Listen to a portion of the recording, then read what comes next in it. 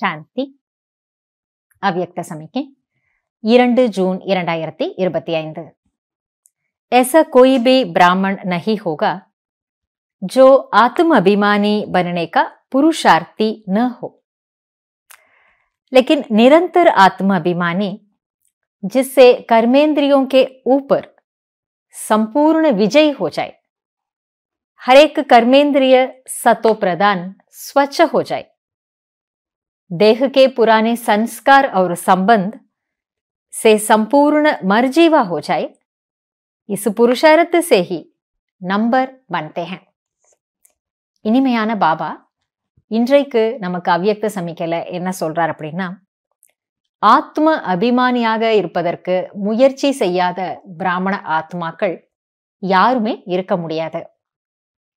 ஏனென்றால் நாம இந்த ராஜயோகத்துல அலௌகிக பிராமண வாழ்க்கையில பாபா நமக்கு கற்றுக் கொடுக்கிற முதல் பாடமே குழந்தாய் நீ ஒரு ஆத்மா அப்படின்றது தான்.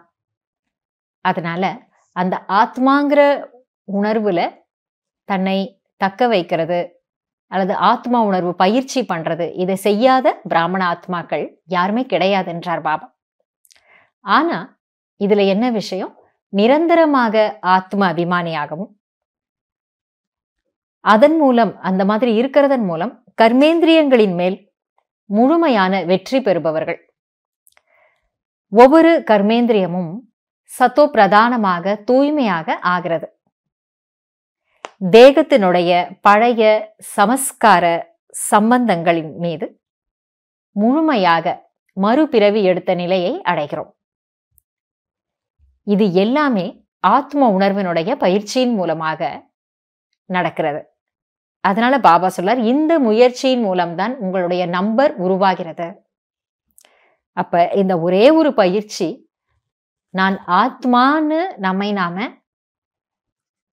ஞாபகப்படுத்தி அந்த ஒளிப்புள்ளி அப்படின்ற உணர்வுல, அதாவது நான் ஒரு சக்தி சொரூபமாக இருக்கேன், இந்த உணர்வை நாம நம்மை நிலையாக வைத்துக்கிட்டோம் அப்படின்னு சொன்னா அதனுடைய லாபங்களை பாபா சொல்றார், கர்மேந்திரியங்களை நாம முழுமையா வெற்றி அடைய முடியும்.